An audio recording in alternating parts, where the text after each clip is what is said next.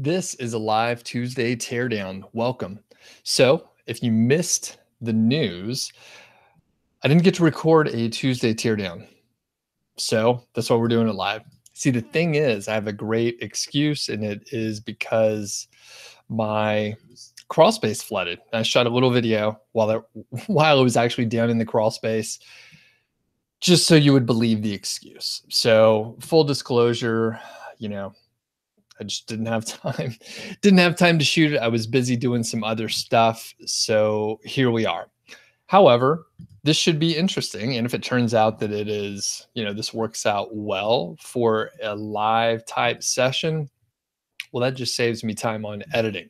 So I think we have some of the usual suspects on here. I hope, though I'm not sure if we'll have any of our moderators, our kind moderators on. So we'll just have to see how it goes. So I'll have to watch a little bit, and hopefully we won't have any trolls around. I see Tisme, Rose, we have Patriot, we have Jaren, we have Mark, Alwayne, and Barry. So things are going well. It's mostly dry-ish. The water isn't rising in the crawl space currently. Today, we are going to look at a site called top5lawnmowers.com. And here's what we're going to do. We're going to get started fast. People are going to show up late, but I hope this video can live on as something people watch as a replay and stuff. So do me a favor. If you're here live, give me a shout in the chat. I'll come back to it. In fact, I'll field questions about the site afterwards.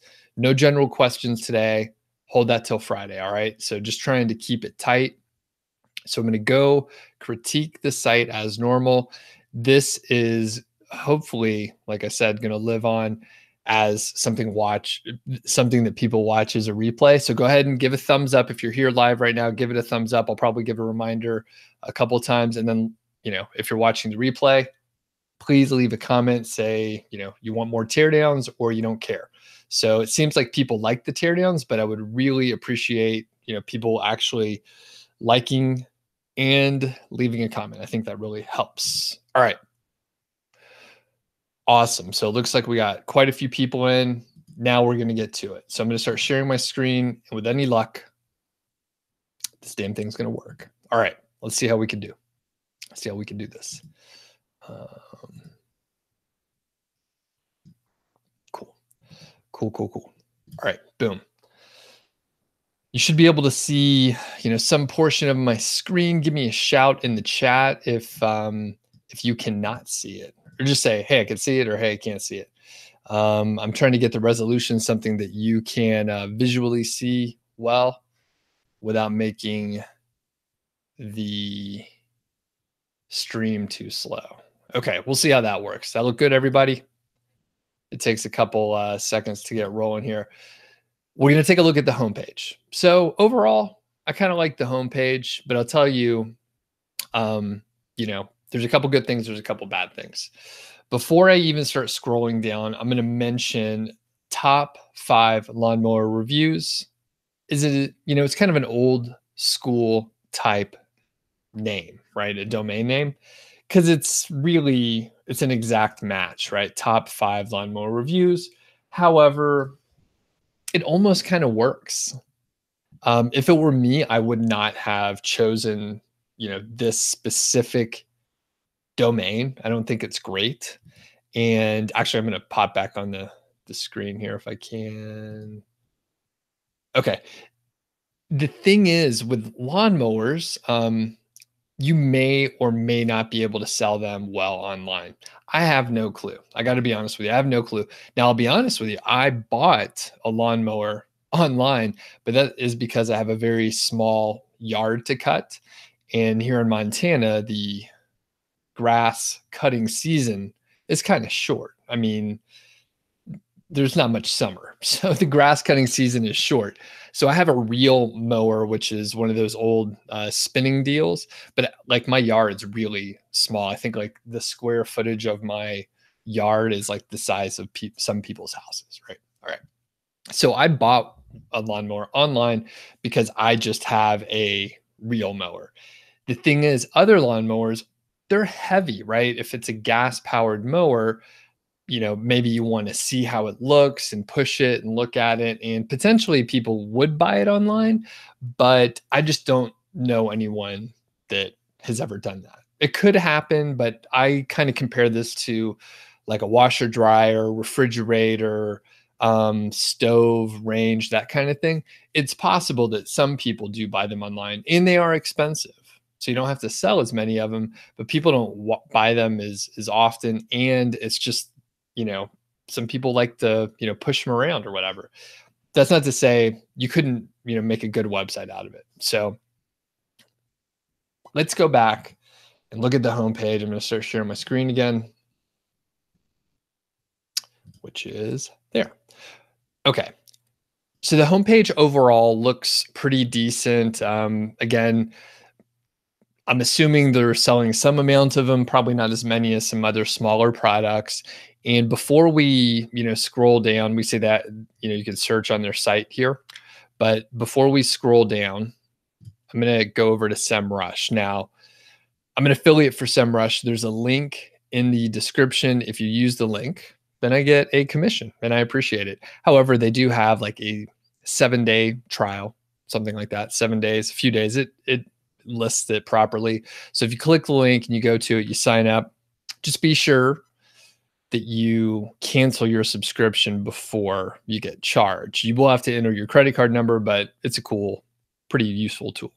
All right. We're looking at this and we see that they're actually ranking for quite a few keywords. All right. So first off, we see the ranking for just under 11,000 keywords, and their estimated organic search traffic is just under 14,000 per month. Now, oftentimes this is an underestimate, right? So when we're looking at the organic search traffic estimate, it's only based on the keywords, these 11,000 keywords, where they rank, and the keyword search volume. So there's several assumptions made. Most of the time this is low. I've seen it, from like 2 to 3 times more, or, there's a variance, but the point is it's probably getting a lot more traffic due to the long tails, which are related to the keywords, the 11,000 keywords that it already ranks for. Now, what we can see here, hopefully, is this traffic estimation here. So it started roughly, or the traffic starts in April 2015. And here we are about 3 years later, March of 2018. And they've had some ups and downs, but generally, if you smooth out the peaks in the summer here, right? In the, I guess that's, the spring and the summers in both cases, you'll see that it's an upward trend. It's an upward trend overall. And that's a good sign, of course.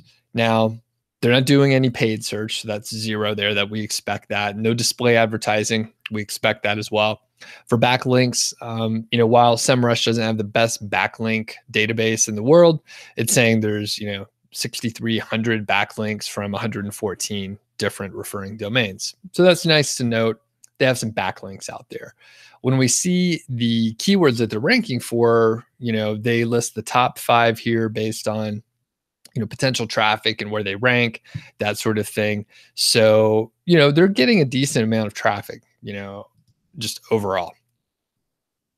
You can, one of the cool things with SEMrush, you can like take a look at the full report, download all 11,000 or about 10,000 of the keywords, more than enough to deal with. In fact, you could filter that down to the ones you care about and then go from there. The other cool thing is you get to see the main competitors as they have common keywords that they rank for. So you could start seeing the competitors in a niche and then do further competition analysis by checking out the keywords that these sites rank for. All right. So if you do want to check out SEMrush, I appreciate it. It's one of the prime tools that I use for keyword research and competition analysis.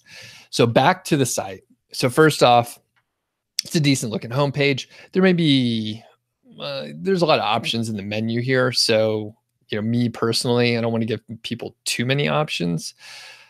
But as we scroll down, we see they have what looks like a nice homepage, right? So what you don't want to have on your homepage is an affiliate article that has 5,000 words and you're trying to rank it. The reason why is if you ever try and get a guest post or network within your niche and people come to your site and they see just a big affiliate article, it's not going to look very it just looks like you're trying to sell something. So they actually talk about what's on the site. They're saying save time and save money. We've tested the best lawnmowers. Read our reviews, make your own comparison chart, or select from their top 5 pre-selected, blah, blah, blah. So that's cool. They kind of curate the list for you, and that's nice. Now, they're listing today's best lawnmower deals, and it is unclear to me, where they're getting the data. We can see that, quick note, if the person owns the site is watching this, today's best lawnmower deals. That's what this section's called. But as I just quickly see what's listed in here, each of these are 2 to 4 years old. So it's hard for me to believe that those are actually the best deals of today if those posts are that old, because it just doesn't make sense. So you may want to update that or not show how old the posts are here. We'll take a look at some other stuff, but I'm going to keep reviewing the homepage here. Again, there's some information here. There's some copy. The person has like a mini about section here where they talk about who the site is by. And I'm not a fantastic writer, but let me read this sentence.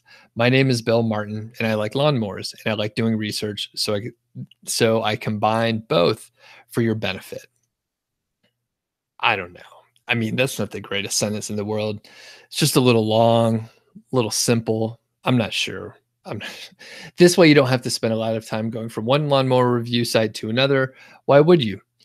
You find the best walk-behind mower and top-rated lawnmowers right here.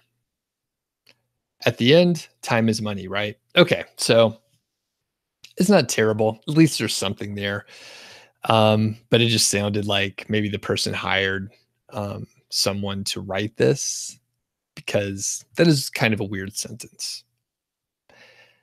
They have a popular lawnmower section right here. So that's cool.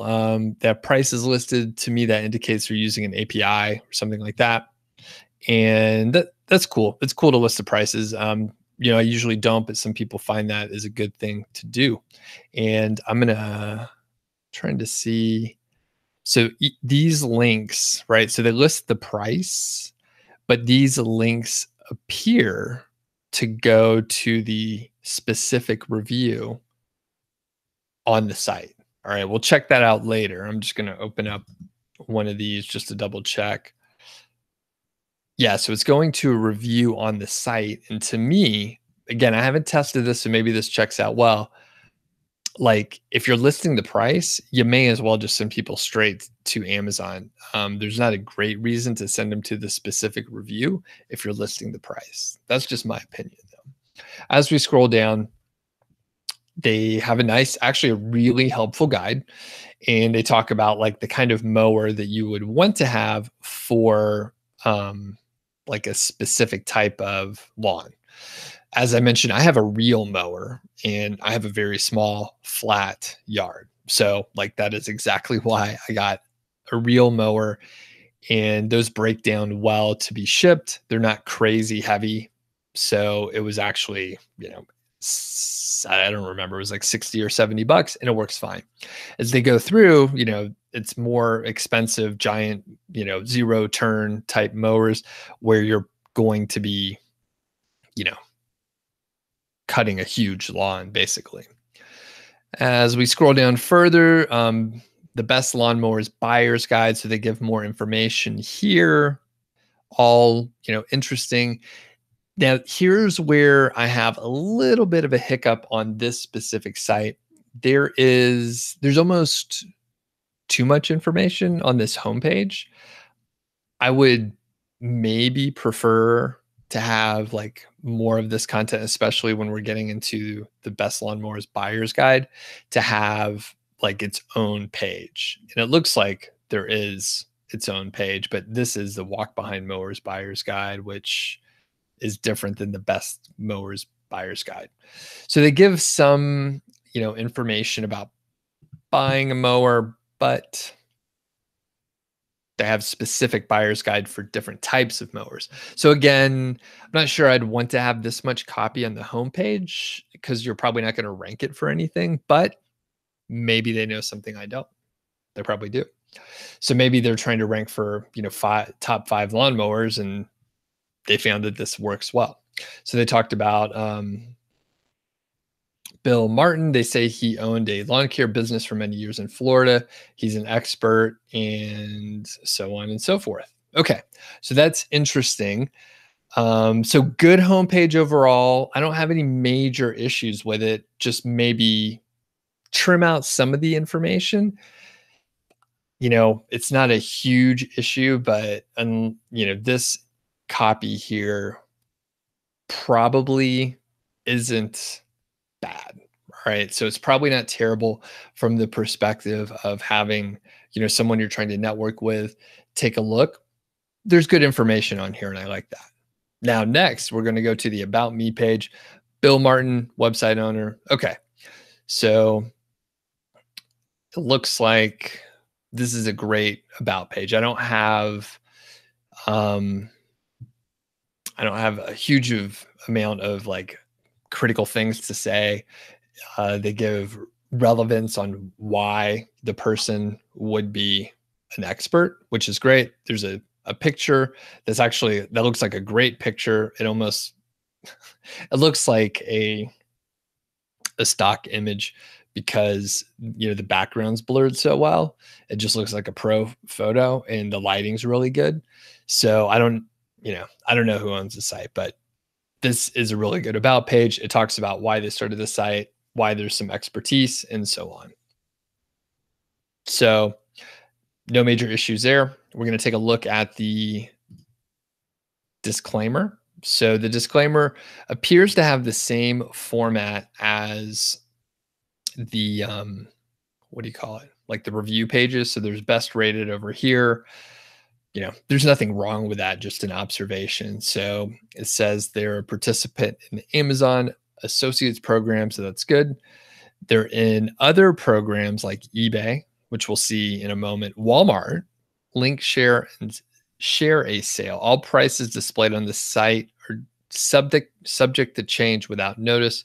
Although we do our best to keep the links updated, they can't guarantee accuracy. Now, that could be okay. That could be an issue as far as listing the prices. For Amazon, you are supposed to keep them up to date. I assume the other sites have, pretty tight restrictions as well.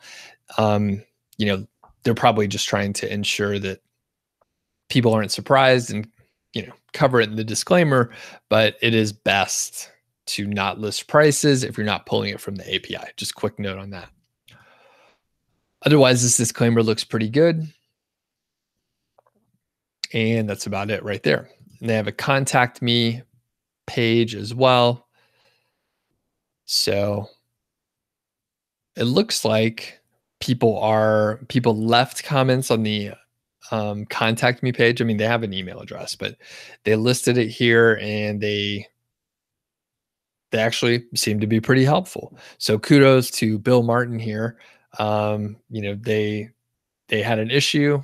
He gave a relevant answer with abbreviations and stuff. So it sounds like he knows what he's talking about. And then he provided the helpline. So that's great. The other is, so someone asked for assistance by phone, and basically he was like, I can't do it. So pretty interesting. All right, moving on. We'll take a look at a couple specific reviews, and I'll pause here just for a moment. I see some other folks came on. If you are joining late, let me hop on the screen here. If you're joining late, Thanks for joining up. Appreciate it. This is the first live teardown, something different out of necessity because my crawl space flooded and I spent most of the weekend in water. So that was fun. It seems like it's okay right now. The water isn't rising, but if you have the opportunity right now, if you're watching live, please give a thumbs up. Trying to make this a video where people could watch the replay in the future. So I'm going to hop back to the review. I'm going to come back for questions at the end. So thanks, folks, for hopping on there, and be sure to give it a like and a comment if you have the opportunity to do that. Would appreciate it. So let's look at the review. So Greenworks, they have the specific model listed, and this is actually, it looks fairly, custom-like. I'm not familiar with this theme. I'm not big on themes, but this could be, either a custom theme or one that's sort of built for, this sort of review format. All right. So first off, compact and easy to maneuver. The Greenworks, blah, blah, blah. Electric lawnmower cuts a pretty picture as opposed to a bulky machine chugging down your lawn. Okay. So off the bat, I'm not going to read the whole thing, obviously.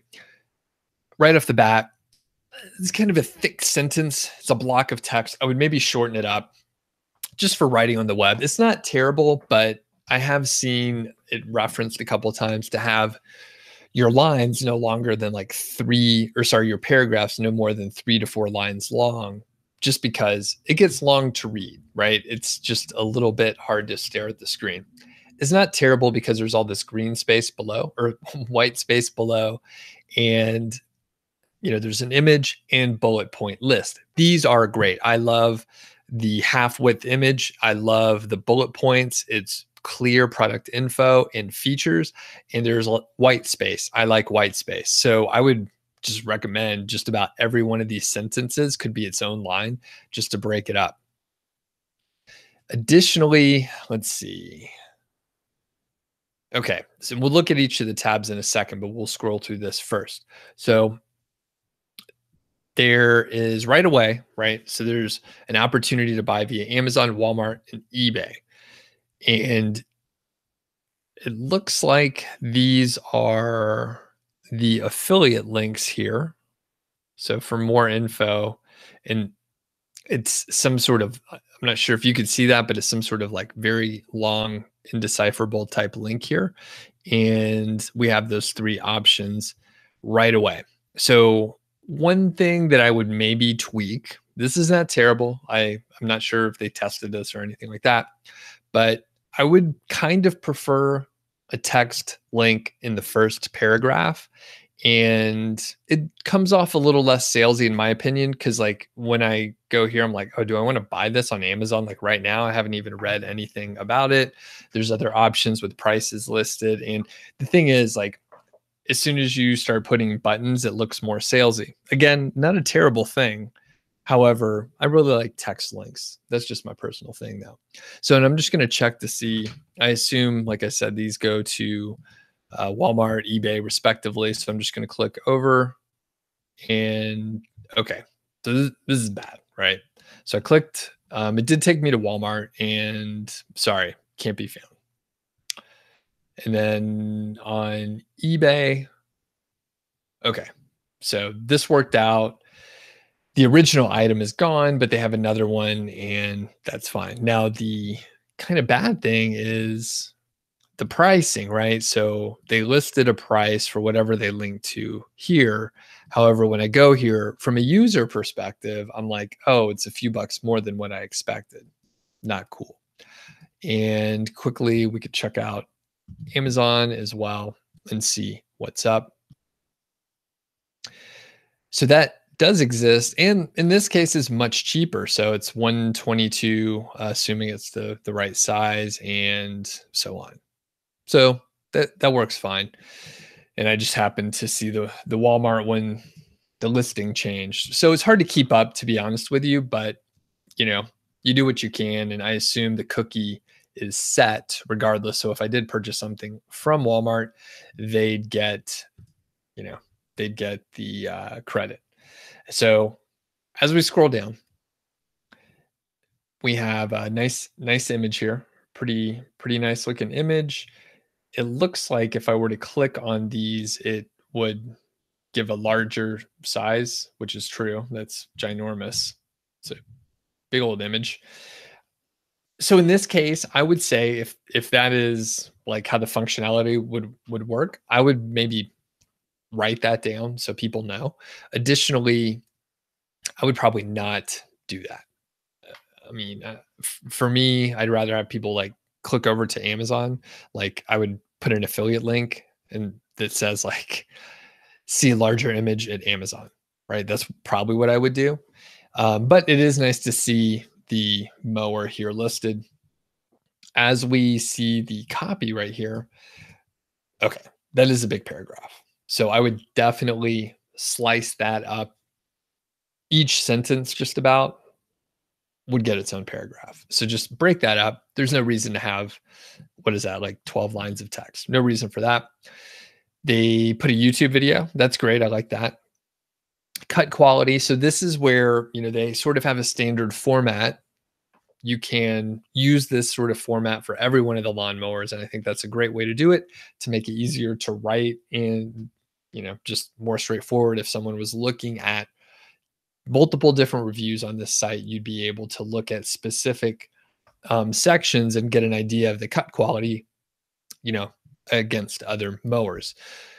As we see more and more of this, we see this person doesn't use paragraphs. They don't believe in them, apparently.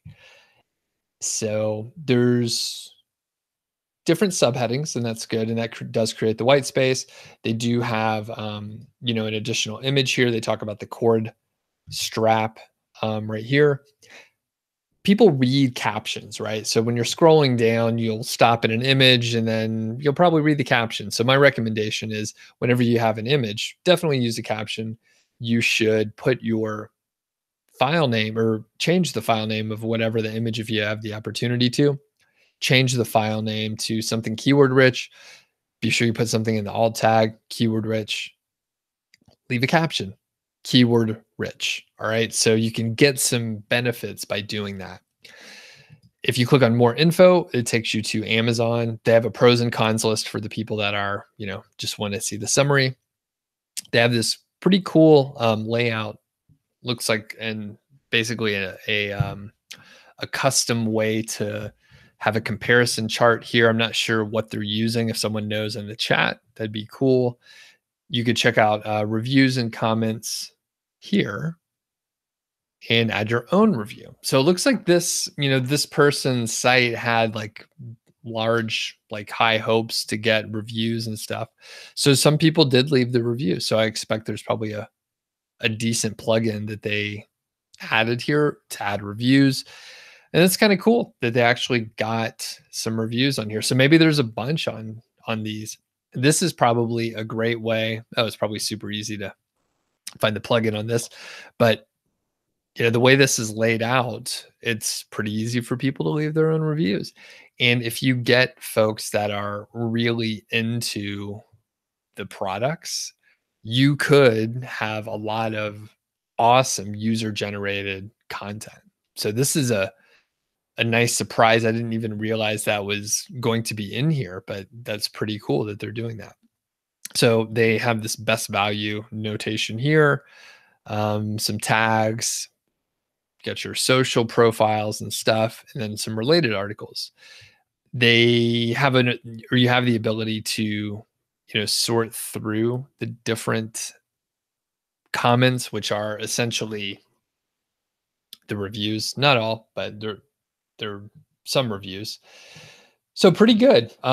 In general, I like the format, and my only major critique is around like just writing and formatting this a little bit better and putting in some affiliate links in the text. Some people just don't look at the buttons. They don't pay too much attention, and they almost only look at text.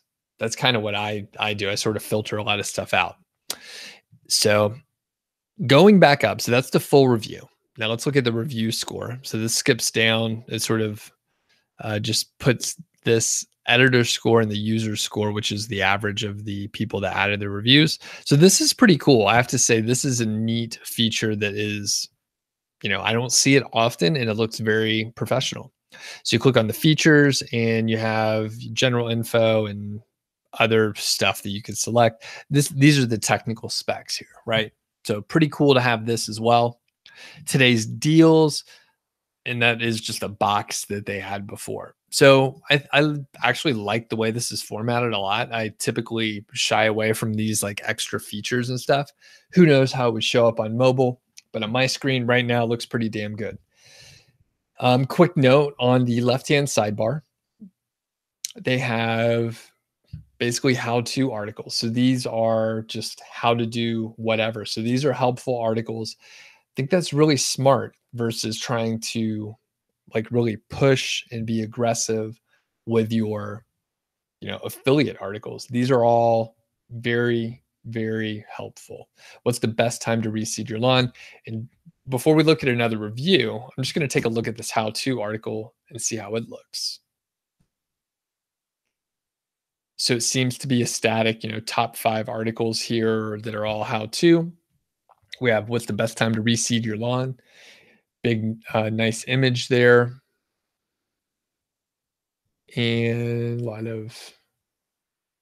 of pictures and long paragraphs as the style on the site goes. And it's a short article. I think there may be an opportunity. The reason why I picked this one, there may be an opportunity to rank for long tail keyword golden ratio type keywords if you do your homework and you could actually rank for those keywords and provide helpful information to your readers. So not bad. I think it's a little weak. We'll take a look at one more. How to mow stripes in your lawn. Okay, so big image again. So you really know you're in the right place. And then they talk about how to do it. And it's fairly short. I think they could probably like put a few different YouTube videos for, these kind of how-to articles. Even if they didn't shoot it themselves, you could embed videos and stuff like that. So I'm going to stop sharing for a second, come back, say hello to everyone. If you have questions, let me know in the chat, start typing them in. I'm going to look at one more review for now. Typically, these reviews follow the same kind of format over and over again. So I end up just repeating myself. So I'm going to take a quick look. I'm going to try not to be redundant. And then I'm going to come back for the questions. Questions need to be around what we're talking about today. So the sites we reviewed or stuff that I talked about within the reviews. So no random questions. Those are for Friday. Random question Q&A Friday. That's cool on Friday, but today we're going to stick with the teardown stuff. If you haven't given a like, click a thumbs up. I'd really appreciate it. And start putting your questions in now, and I'll come back in just a minute or two. If you are joining late, this is the first live session of a teardown. If you're watching it right now in the chat, please let me know if you're enjoying it. If you're watching the replay, also let me know what you think of the live teardowns. Is it good so that you can ask questions? Is it bad because it's longer and there's a lot more rambling and stuff like that? That is a side effect of these live streams. Just a lot of rambling. If it was later in the day, maybe I'd have a beer, but I just got back from the gym, so just drinking water. We're looking at another review, the Husqvarna lawnmower 5521P. So we see here that they have the same format. As I mentioned, a lot of these, essentially, it's just a template. All right. They just do the same thing over and over again. You can, it's Mad Lib style almost. It's good to have some sort of story, a little bit of personal stuff in there. It's a little bit more interesting to read. Some people just want to get straight to the point. And for those people, I would have, the text link, check out this product on Amazon. It's my favorite or whatever. And we have an eBay link. We have an Amazon link. They have the prices in here, and hopefully they're pulling it from an API of some sort. In-depth review, you'll notice the exact same format, and they do have the same section. So ease of use. Then we have the YouTube video. It appears to be by the company, Husqvarna. Cut quality, height adjustment, motor power, and so on and so forth. Big image gen here. Again, completely, the same formula, right? So we see image, bulleted list. Image, bulleted list. We have our feature box with the ability to purchase. You have your in-depth review with all the same sections. There's nothing wrong with this, by the way. It's just an observation, and it is a great way to get your content done in a quick way. Again, you can click these links to see the big ass images. That's helpful. And as we get down towards the bottom, we have the pros and cons. I would have to say there were probably more cons than what they have listed here. It's interesting. They have excellent carb compliant petrol motor.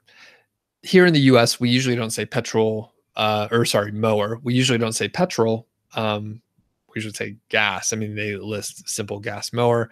We usually say gas, not petrol. So I'm not sure if that is a intentional thing for a keyword reason, right? Could be totally valid for a keyword reason, or it could be,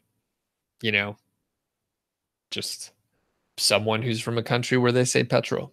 I don't know. Again, we have the editor score, what they rated it. You have the user score, what the reviews are. Now, it would be interesting to find out why they rated this the way they did. Like if they put a little bit more, like did they actually test it? Now, let me just read. I'm just going to go to the height adjustment section. They talk about a quick selection. You can select the cutting height. Selecting a height is easy. Set the lever at the right position. Blah, blah, blah. Okay. So I don't know. It doesn't sound like they actually test it. And that is, I said the about page was pretty solid. As I click back, it doesn't note anything where it says we tested the mowers or we just, pushed them around or we went to the hardware store and looked at them at least. It doesn't note that anything is done like that. Now, let me just take a quick, it sounds like they were cutting grass. I cut a lot of grass in my day. So now the one thing, I'm jumping around a bit, but the one thing that I know after talking to a couple friends who have spoken with lawyers about what you can write on the site, you don't want to lie. So if this person, you could have a fake name and a fake picture, but if you have like fake information, like if this person didn't have a lawn cutting business, that's not a good thing. They're probably not going to get sued by anyone, but I think you're violating some, fair trade type laws, or like FTC regulations and stuff. I'm not a lawyer, but in general, lying's bad. I could come out confidently and say lying is bad. So if you have the opportunity to tell the truth, then that's better. So as we go through, just going to see if there's anything else notable at the bottom. Same stuff. You can add your own reviews. A couple people have, and that's cool. All right. I'm going to come back over to full screen. Here we go. All right. What questions do we have? I'm taking a look here at, all right. I'm going to try and give people shout outs because I know it's a good thing to do. So Santiago is back. We have Brian on. Brian likes the teardowns. All Wayne's around. Rose and Fritz is telling me this is working. Richard asks, lawnmowers is a seasonal product. Not a good idea to put it as an Amazon affiliate. Not necessarily, right? You just have to know what your market is, right? So if you find a niche, right? Let me just lay out some scenario. Let's say you're interested in the topic. Let's say you found some awesome keywords and you're an expert in it, but it happens to be seasonal. Let's say I'm just thinking of like Chevy Chase from National Lampoon's Christmas Vacation, right? So let's say you're Chevy Chase and you're an expert in decorating your house for Christmas. That would be a fine niche because people go crazy for that stuff. And if you're an expert and you're passionate about it, cool, go for it. Yeah, it'll totally be seasonal, but as long as you know what to expect, it shouldn't be an issue. So if you're Clark Griswold and you like Christmas, then you could have a Christmas decoration site and it would be fine. Good question though. I usually don't do seasonal stuff to answer your question. All right. Hamas notes that he's on top for Cub Cadet 1050. Yep. And those are some of the things, like there's so many different products out there that it is, conceivable that you could rank for a pretty legit term. And, it's not even a buyer's keyword. He's ranking #1 for Cub Cadet 1050. So pretty interesting. All right. We have Papa, what's up? And then Hamas is asking, what about a product name link, H1 or H2? All right. We wouldn't do it H1. H1 is the title of the post, right? So H1 is the title of the post. You could do it in H2, H3, tag, whatever you want to do. I usually just do like maybe slightly bigger text, and I usually have it like either bigger text or bold or called out on its own line, something like that. I typically don't actually make it like a subheading. It's not wrong to do. It's just I usually don't. Sometimes, this is my opinion, sometimes I think that people sort of or at least me, when I see a subheading, I don't assume that it is a link or that it could be a link. Sometimes people underline or bold these subheadings. So it's hard to tell if there's a link. Sometimes those are a different color too. So basically, you can, do that, test it, see what you like. I usually don't make it a subheading. Jay Bonner, what's up? Theo says, would I recommend buttons or links? And please go in on why if you can. Sure. I usually don't do buttons. I usually just do text links. There's two main reasons. One, when I was publishing a lot of content, I hired someone to do it, right? So I hired someone to do the formatting and all that. And if I wanted them to put a button in, I would have to train them to put the button. So I had a decision to make. Do I get a lot of benefit from having buttons or having text links? And I decided that I wasn't sure, and it probably didn't matter much. And it was easier and faster. So aside from the training, it's just faster in most cases to have the text link. Not always, but usually. So I decided to just move forward with the text links. And after a few years of data, now I haven't tested head to head, but my conversion rates are high. So I'm confident that it works fine. Now, every site's different, every niche is different. And I have heard people say, you know what, I put buttons in my table and remove the images, and my conversion rate seems to have gone up by 25% on that post. And when you're looking at your conversion rates, right? So 25% could be going from, make sure I get my math right. It could be going from like 4% to 5%. That's a 25% raise. All right. So your conversion rate is only going up by 1%, but that's a 25% raise. That said, you should always test. Me personally, I just do text links. And Cody says you didn't even know it was live. We're live, Cody. So if you have a question, let me know. Jared Says you're enjoying it. Awesome. Thank you. And if people are watching the replay later, please leave a comment. Say anything. You could say you love these teardowns or you don't care for the teardowns. I think a lot of people like them, though. I think a lot of people like them. All right. Julia, what's up? Says, what's the next traffic source for this one after organic? I have no idea. Off the top of my head, I don't know a way to check that. If someone in the chat does, then let us know. But off the top of my head, I don't think so. Rose says, I think the buy button on Amazon is good. Cool. Some people like them. Yeah. John says, great review. Live is better so you can answer the questions. Good idea. Marty says, oh, what's up, Marty? Good to have you on. You think they're using the same theme as you.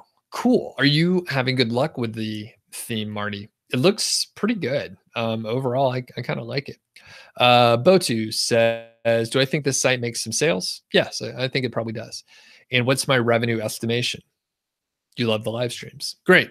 Appreciate it. You know what? I have no clue what the site's making, so I'm not even going to guess. There's really, to my knowledge, there's no way to know that kind of information. We can get an estimate from the traffic, like I mentioned before, SEM Rush. If you are catching the replay and you joined, or sorry, if you're watching live, you joined late, rewind to the beginning. I looked at the SEM Rush data, and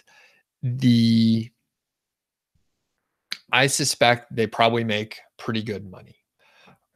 So I think they do. Patriot asks, are the tables from the plugin or the theme? I don't know. It sounds like maybe the theme based on Marty. Cody says, what do I think of a table of contents for the post? It's fine. You know, you can put one in if you want. I think if your post is long, it's helpful to, allow people to navigate and stuff like that. Again, from a just content perspective, when I was publishing a lot of content and have a lot of content to manage, I had to figure out, like, do I want to spend the time to do the table of contents or just get the content out? I opted with just get the content out.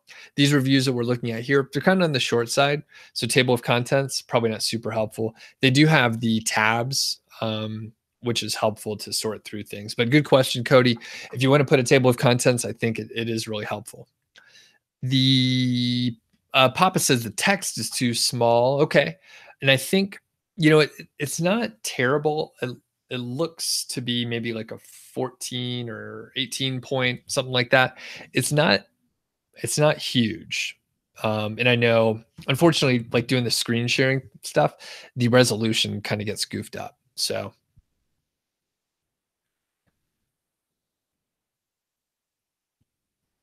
Marty says the about me text needs to be broken up and subtitles. Yes, I agree as well. And cool. And just in general, there's a lot of like long paragraphs. So that is, I know when I first started blogging, I had my wife edit and read some of my material. And I was trying to, well, first I didn't know what the hell I was doing, but I was trying to do like shorter paragraphs and shorter sentences. And sometimes they weren't sentences, right? It's just a fragment. I'm no English major, but I know there's a couple things you want to, watch out for. So she was calling me out left and right. And I was like, well, I think I'm supposed to do shorter paragraphs and stuff like that. You have to find your own style, right? But generally for these review sites, again, I think like max 4 lines for a paragraph, and you could break it up like shorter. Variation is good, right? You don't want to have everything as like 1/2 line, but if you space it out, that's going to be better. So, and Rose says, you think there's too much content on one page. He needs to relax with too much content. And then Furian says, you think the content amount is good, but you think there should be better organizing. I agree. I think like the length is okay. You could have a lot on one page. You just gotta, you know, make it readable, hook people in. I mean, these are honestly, these are kind of boring reviews. Um, but I mean, people were coming for specific reasons. Now it could be interesting. Some of the other posts that they're ranking for, could be more interesting. I'm not sure. Marty does say the Yoast plugin does help. This is the Yoast SEO plugin. If people aren't familiar, there's a free version, very helpful in a lot of ways. It helps improve readability, sentence length, transition words, and more. This is what Marty says. Subtitles are essential for breaking up into sections, and also you use additional secondary keywords. Cool. Very insightful. All right. And every now and then I just totally lose my spot in the chat as I scroll. All right. Simon says, hi, Doug. If the homepage has a lot of content, some affiliate content, but it's ranking, would you still put the content on its own page and turn the homepage into a non-affiliate homepage? Okay. Is this I'm just going to assume it's a specific example and you're asking for advice. I would say, yeah. I mean, yeah.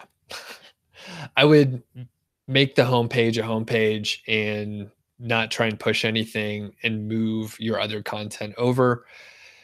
It could take some time, if you're getting a lot of traffic on the homepage and you're making money from the homepage, it may cost you. Your rankings may shift. You may not ever recover. However, I think it's probably worth it to move it. And most likely, you'll be able to recover the traffic if you move the content over. You'll be able to put this content on its own URL, build links to it, whatever. You should be fine. You should be fine to move it. Again, you could lose your rankings. You could drop down. May take some time to recover. You may never recover, but I think it could be helpful. YouTuber for Life says, you like the videos. You gave it a thumbs up. Thank you. Appreciate it. Richard says, I saw this website has a few thousand backlinks. It might be gray hat, isn't it? Don't know. I didn't look at the backlink profile. However, the number of links, right? It could, like, if it was a few thousand, it still could be from a small number of domains. And the reason that could happen is, let's say this person did some blog commenting, right? So it's one of the things I recommend. Let's say they did some blog commenting, and then they, the specific blog or several of the blogs had some plugin where they show the recent comments in the sidebar. And then let's say they also, on this blog that they commented on, they have their archive pages indexed, and the archive pages are like category pages, author pages, date pages. So each post may have like a duplicate piece of content in the category, date, author, tag, archive. So like every post has like 5 different instances, right? So it's duplicated 4 other times. So there's 5 of those. And let's say the comment is on each one of those, and then it's in the sidebar of others. So you can see the recursive issue that you're going to have, right? All of a sudden you leave one comment on one site on one post, and then it's on that site like 1,400 times. You only have to do that on a couple sites, and all of a sudden you have 6,000 backlinks, but it's only from, 35 different referring domains. So it can happen. You don't need to freak out about it. However, that said, it could be gray hat. I didn't look at the backlink profile at all. Rose says, when I say I only use a text link, what text do I use? Check it out on Amazon, for example, or buy on Amazon. Yeah, something like that. It depends. What I did was I just told my editor to add those links, and I said, use something in this format, put it in your own words. Be sure the person knows they're going to Amazon. Maybe they're going to the review page, right, where all the reviews are listed. maybe, it's like, hey, check out a larger image, get more details on Amazon. I don't remember. Next, Furhan says, you think people like the teardowns for niche ideas? Interesting. Yeah. And for people that aren't looking at the chat, Furhan did a winky face icon, one of those emoticon things like this. One of those. Marty says, my theme is helping, but you have to set it up properly. Not so beginner friendly, but it offers product reviews, a review box, scores, pros and cons. Everyone says your site has a pro look, and the theme is rehab. All right, gotcha. Yeah, and that is the interesting thing with themes that can do interesting like displays and reviews, and there are themes that you can have comparison tables, and they require a decent amount of setup. And my first site, I used WordPress 2012. It was fine.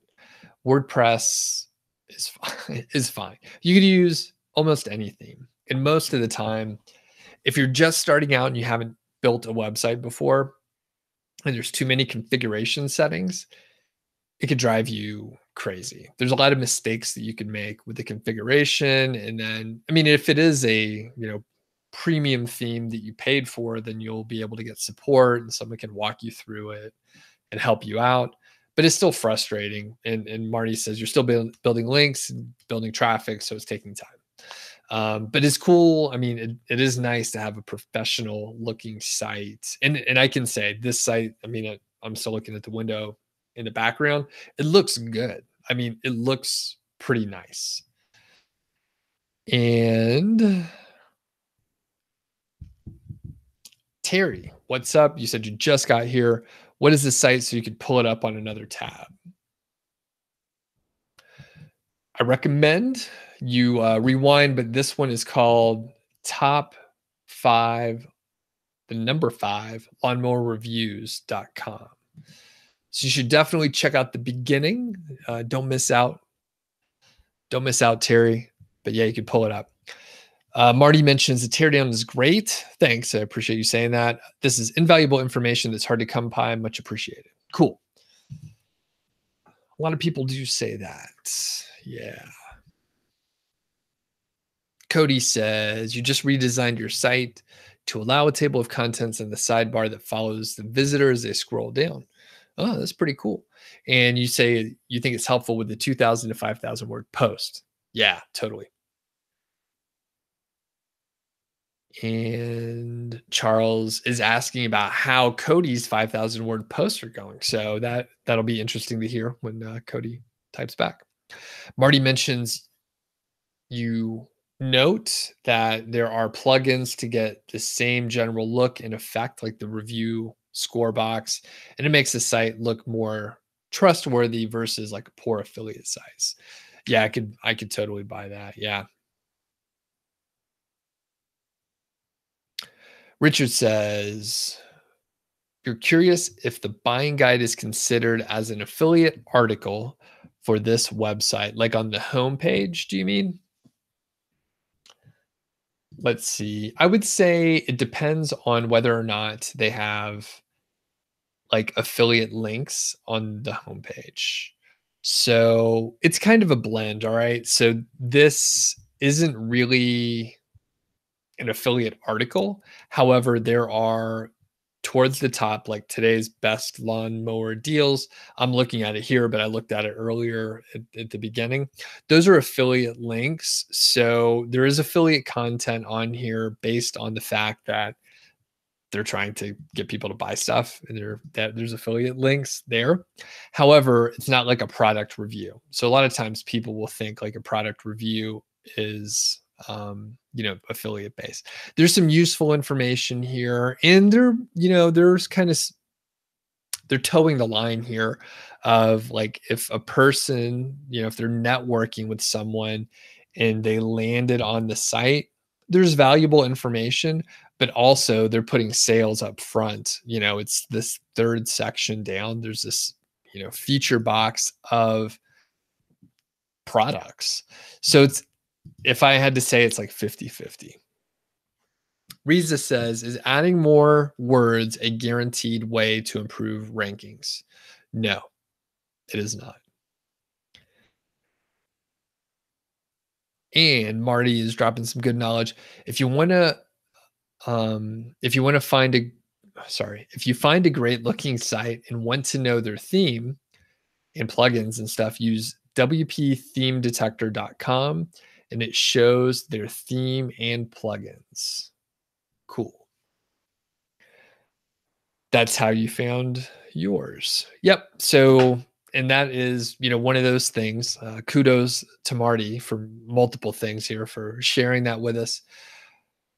But here's a good case. So Marty wondered what theme a site was using, and then he Googled, how can you find what theme a site is using, and then he found that site, and then he looked it up, and now he solved the problem on his own, right? So he looked it up and figured it out by himself. So good job, Marty. Thanks for sharing that with us. Again, that's wpthemedetector.com. John says, have I done a teardown on an emergency prepper site? Not that I can remember. So the thing with the site teardowns, I reference lists that are like published online. So these are sites that are already outed in some way. I'm very conscious to like not find some random site and then like have a few hundred people look at it. It's not, very like tactful. So someone could be making a lot of money, and by showing like public sites, it's kind of not great. So for whatever reason, these sites are out there. A decent number of the recent ones that I've done were literally public sites where, people were, just telling others that they were building sites. Now I know that's common with like the income school guys, good guys. You should check out their channel if you haven't. And basically they do public sites, and I feel like that is really like risky. People just copy stuff. So unless you're doing some pretty sophisticated things, these sites are relatively simple to set up and replicate in a lot of ways. So unless you're putting time in, it's pretty easy for someone to just reverse engineer. And I see Pro Guitar mentioned, I missed this. Do I have any videos where I show how to set up a website and promote it from the beginning?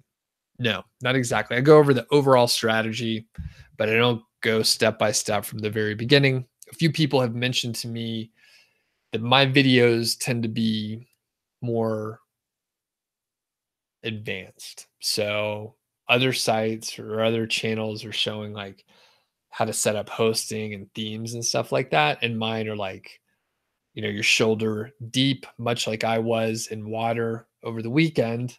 Your shoulder deep in like keyword research and like, deep concepts, or if you try to tell your friends and family about it, they actually don't know what you're talking about. That's kind of the stuff that I cover.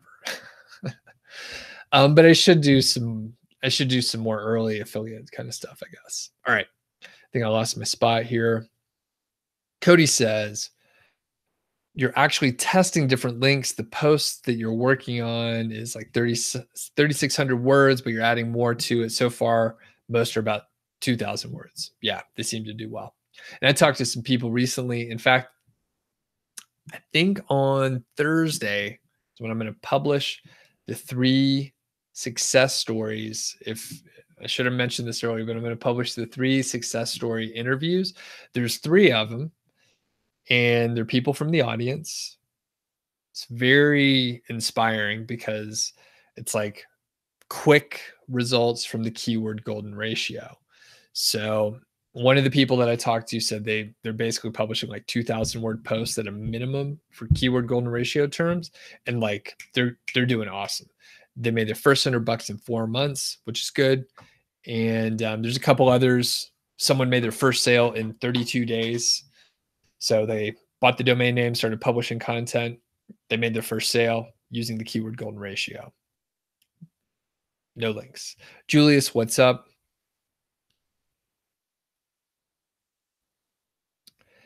Rose says, is it a problem to get approved by Amazon if Amazon sees that I recommend products from eBay and other sources? I'm not sure. I don't think it's an issue, but my advice, Rose, would be don't add those others until after you're approved, like after you're in. Generally, you're probably going to make more if you just promote the Amazon links and not, just don't worry about the others. I've tried some eBay stuff and it doesn't convert nearly as well in my research. But the point is, just stick with one. You should, right? People are able to make, 5 figures a month on Amazon sites with just like one Amazon site. So when I hear people talk about like, oh, I want to scale, I want to build 5 sites, I'm just like, just do one. Like put all your energy into one single site. You can make a lot of money just from one site. You don't have to spread yourself thin. And in this case, Amazon converts really well. So Rose, I would recommend just do Amazon first. And then like once you're in, then you add other stuff if you want to.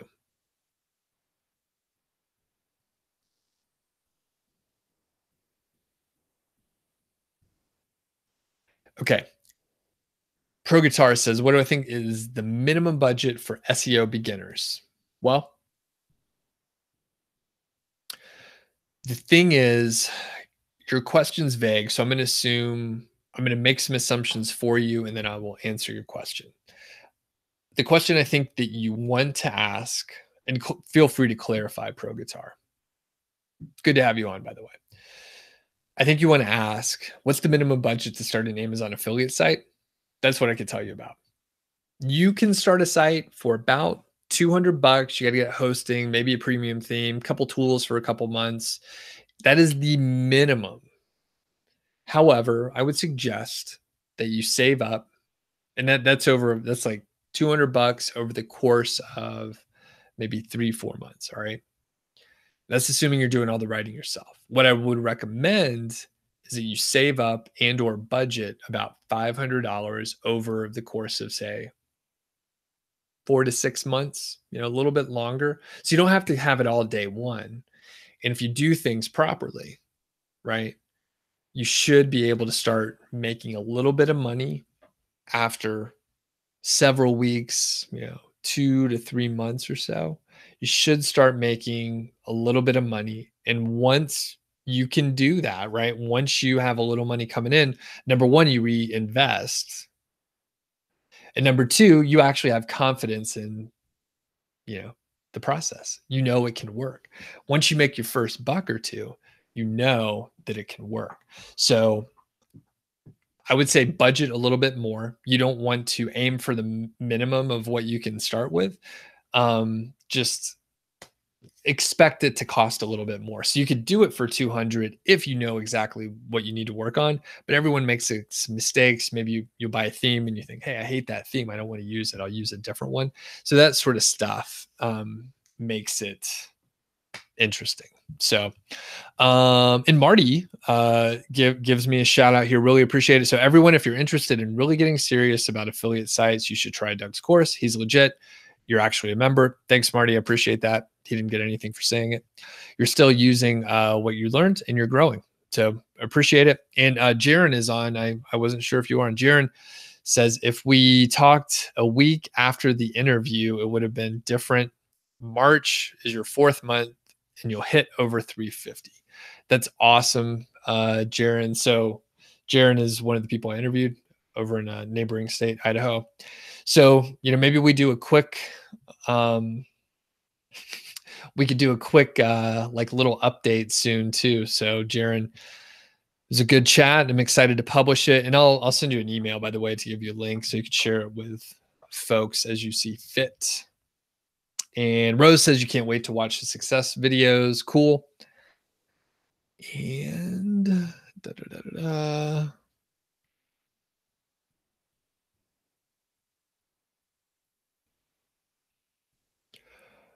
Okay. Really good conversation here. Maybe the live streams are just the way to go. Everyone let me know. It sounds like the people in the chat are obviously happy. The people in the replay, do let me know. Are you enjoying the questions that are coming in? Because the thing is, I'm bad at answering all the comments that come through. I appreciate the comments, but it's so hard to keep up, you know? It's really hard to keep up. Hasib says, what do I think about replicating a successful niche site which are already proven examples like treadmill.net? Okay. I think in general, all right, that is an interesting question. So I think replicating a successful site is a reasonable way to kind of get inspiration, right? So it's a reasonable way to get inspiration. You could go to SEM Rush, like I showed before. You could check out what they're ranking for, maybe what they're ranking for, but they're not trying, and then you can target it in a better way. Okay. However, when you start talking about replicating success of someone else by copying them, you need to keep it in mind that you're just learning the ropes, right? You're just doing that to learn the ropes. You don't want to be in a spot where you're just copying other people because you're always catching up. Like you're never going to get ahead if you don't start coming up with original stuff. Since this is a YouTube channel and I am me talking about myself, I will tell a story about myself. It's very self-indulgent, but I hope it will make a point. So we talk about the course. It's called Five Figure Niche Site, and it's coming out again. Enrollment will open in a few weeks, right? So it's mid-April. And I launched the course and I was developing, there's other courses out there, right? But I was like developing my offering. So I had the initial offering that I thought would be good. And then I was trying to add other stuff like where can people get more value? So I came out with a new version. And then one of my competitors, they copied my exact sort of package and what I was offering. And I was kind of pissed off at first because I was like, well, they copied what I was doing. And that is that is terrible. I felt like they were taking advantage of, the research that I did and the knowledge that I had. But then when I took a step back, I was like, they thought what I was doing was such a good idea that they copied it. And I'm ahead of where they're at. If they're copying me, I'm ahead of where they're at. Maybe not monetarily, which is not like the major driver for me anyway. But at that point, I'm like, well, I'm ahead of the game. Like I understand where the market is. And then that was before I even started doing YouTube. But now that I'm doing YouTube, like I see like how much I can connect and actually help and provide information on YouTube versus, what they were doing. But they basically copied my package and stuff. I was upset and then I was like, well, I'm ahead of them. So the point that I'm making, really long unrelated answer to the exact question. So yeah, you can get some good ideas by emulating what other people are doing and trying to replicate it, but you need to quickly pivot into something bigger and more interesting using ideas you're coming up with on your own originally, or you're always going to be behind. If you're always catching up with people, that is not a great place to be. All right. And Richard says, you wanted to ask why I choose all entitled results instead of the normal Google search result for KGR. Is it because Google takes more priority in the all entitled in ranking the all entitled articles? I use the all entitled because it indicates if the webmaster, if people don't know what the keyword golden ratio is, there's a playlist for it, so check it out. I'm not going to define it here. Basically, if someone puts all the keywords in the title, hence all in title, you end up finding people that are intentionally targeting a specific term.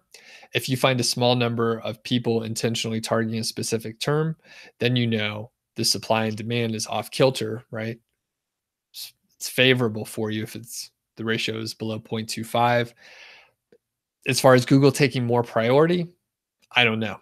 It doesn't matter, right? If there's a small supply and there's a larger demand, it doesn't matter what priority Google takes.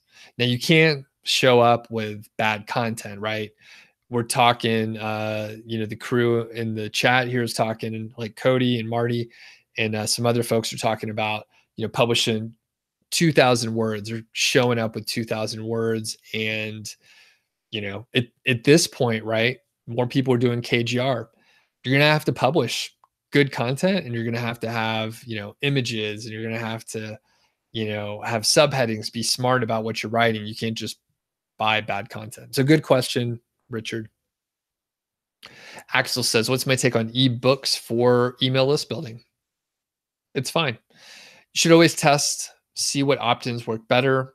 The problem with ebooks versus, say, a checklist is it's rare that people will read an ebook.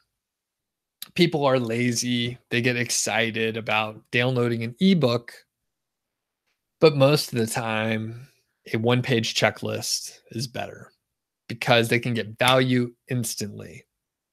When they see the ebook, how many PDFs do you have sitting in your download folder? I have quite a few that I never read. But if it's just a one pager, then boom, that's it. All right. Good question.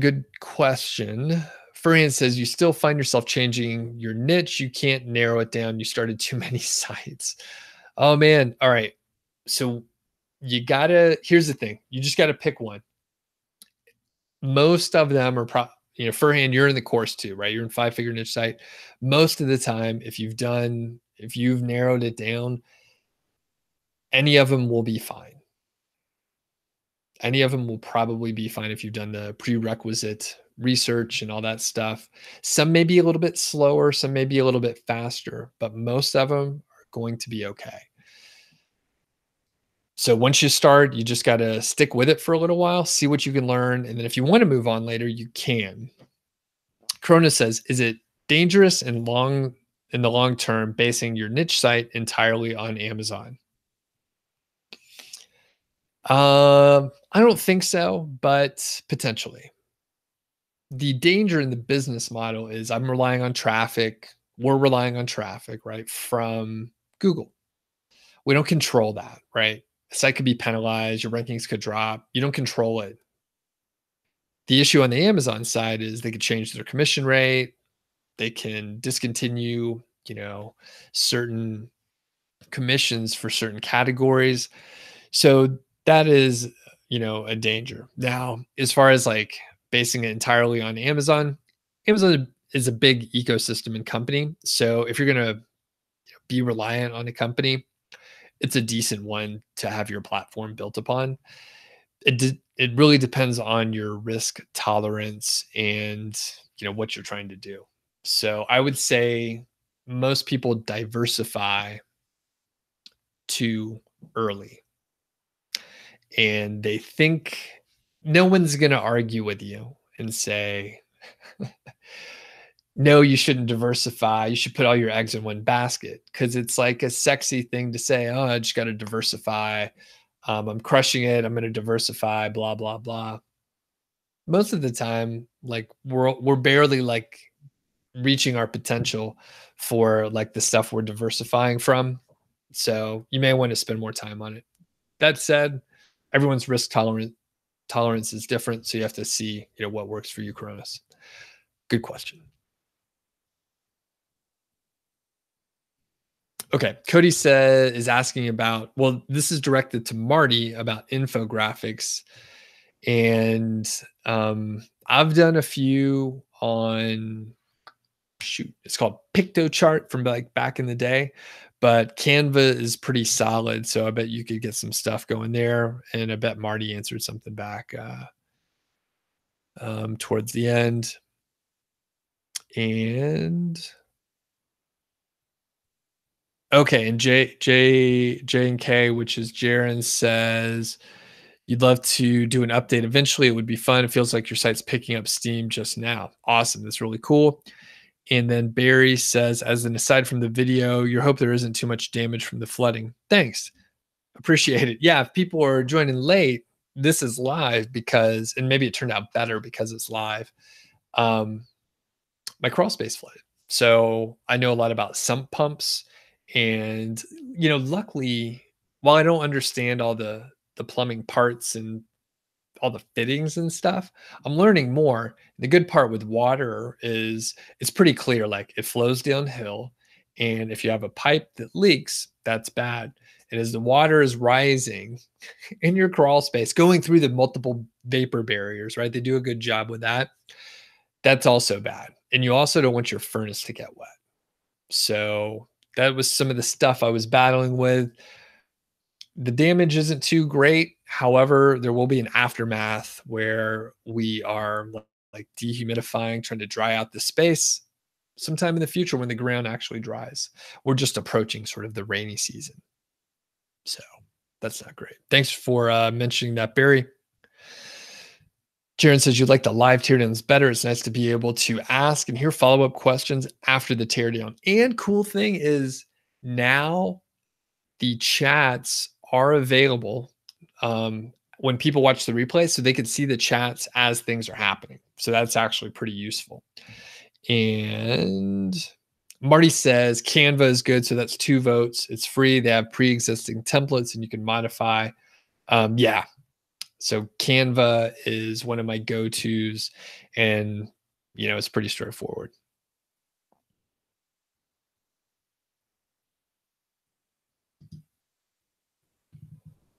Okay. Pro Guitar says, what's my opinion about ClickBank? Seems fine. It's good for other kind of products. And I don't do too much with it. All right. Cody mentions you prefer reports over ebooks as far as lead magnets. Richard is saying you woke up early to watch. That's cool. That's fun. And Adam says, I think you've never said my real name. Haha. Okay.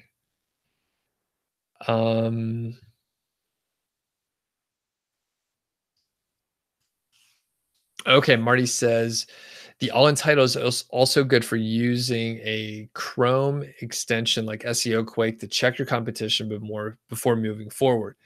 Gotcha. Good note. Good note.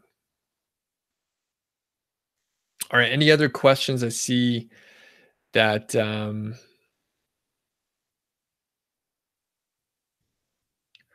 we're winding them up. So couple quick notes. I'm actually doing a live stream tomorrow on, I don't even remember the topic that I picked. I think like 5 free keyword research tools. So I'll just do like super quick demos.